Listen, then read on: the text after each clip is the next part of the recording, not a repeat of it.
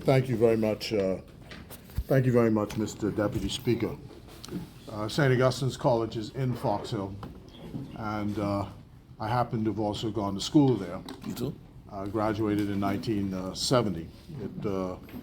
When I graduated in 1970, it capped 5 of the fondest and greatest years of my life.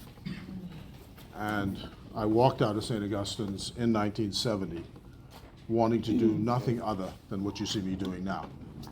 And I am always grateful for the education which the monks gave us, a liberal education that teaches values of tolerance for all people.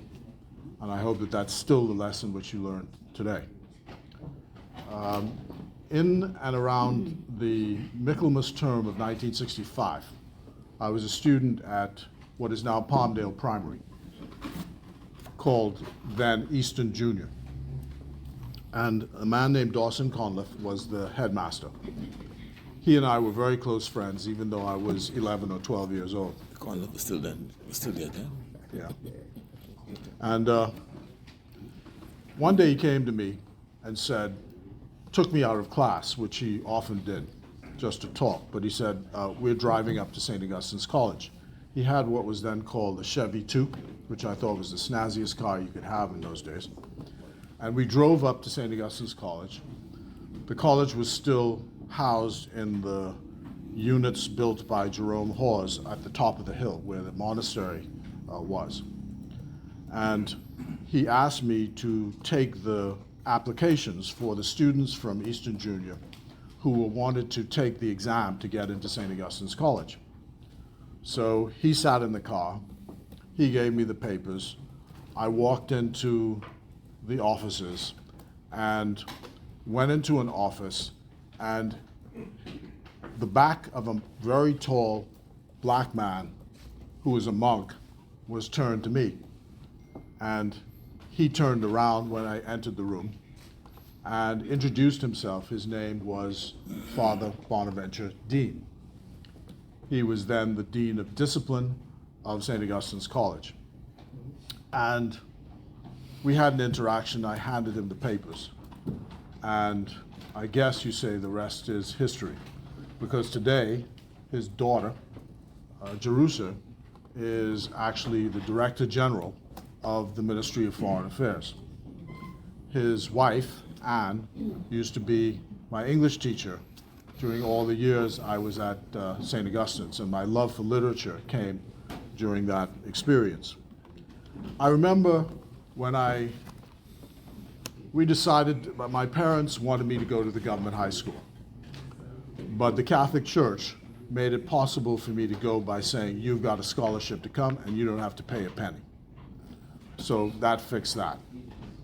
And I went there, and I remember sitting with a man named Robert Cartwright. The school had just moved in the premises below. And we sat there as 11 and 12-year-olds and said, imagine we're going to be in this place for 5 years. That seemed like the longest period in the world. I can't believe that in the year 2025, it's now been 50 plus years since I actually left the institution. And you say to yourself, where did the time go?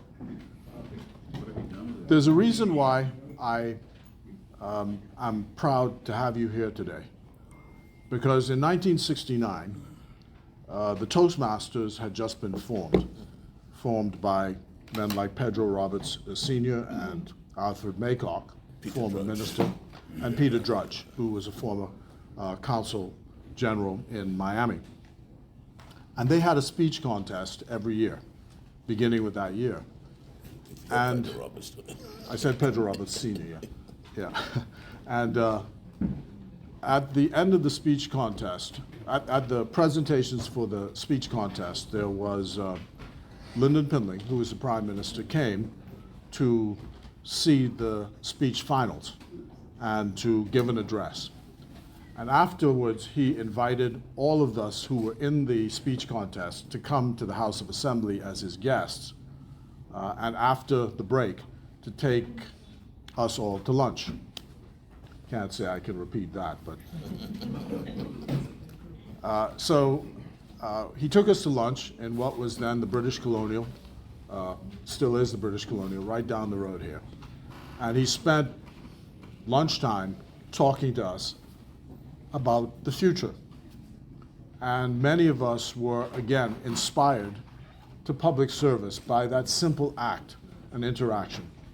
So this morning, in repeating this exercise, as I said to the press outside, you've met in one fell swoop, as they say in America, all the leaders of your country, with the exception of the Governor General.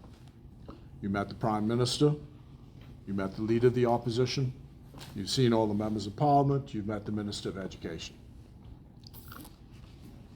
And we are doing all of this so you can take our places. That's the deal. And so I hope that this morning you'll be inspired by what you hear.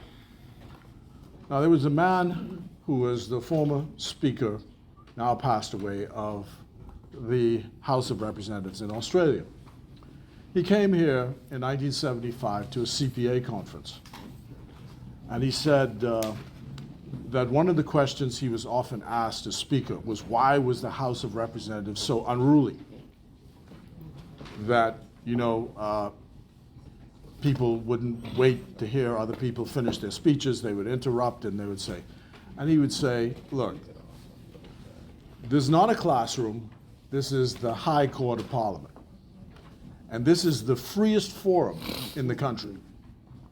So here you get to say, without fear or favor, let or hindrance, words which you can express about what you feel and all the actions you think ought to be taken on behalf of the country. Once we're not taking out guns and shooting one another, no issue. It's words.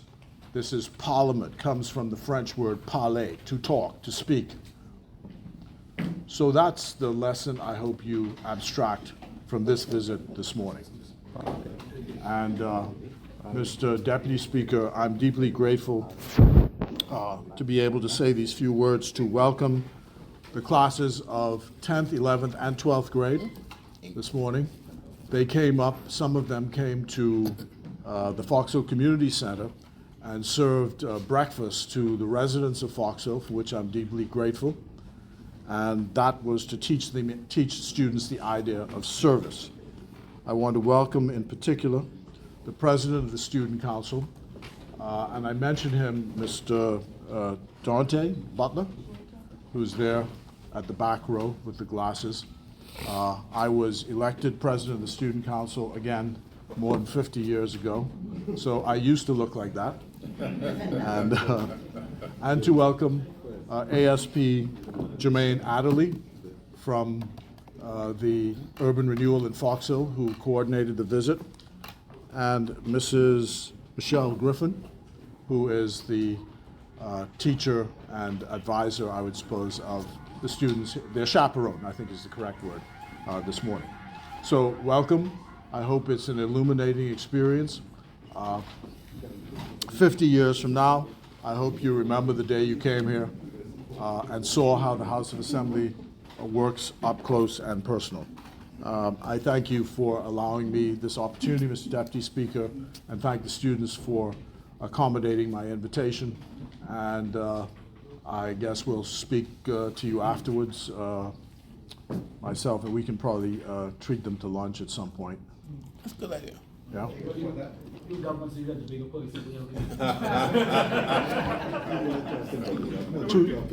Touche. Except I was talking about personal resources, and I know you're far richer than me.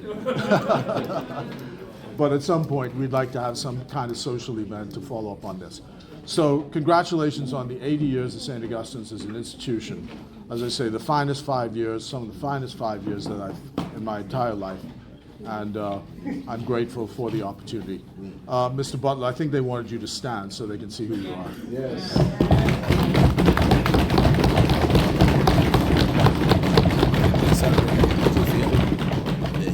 Celebrating the 80th. Yeah, right. So the Prime Minister just reminded me, it's the 80th year of the school. And you know, Bradley Roberts, who's our former chairman and Minister of Works, he was also a student. I think he actually joined the school in 1945. So it's a long time ago, but he's passed on. So grateful to see you all. Please enjoy the morning. Thank you.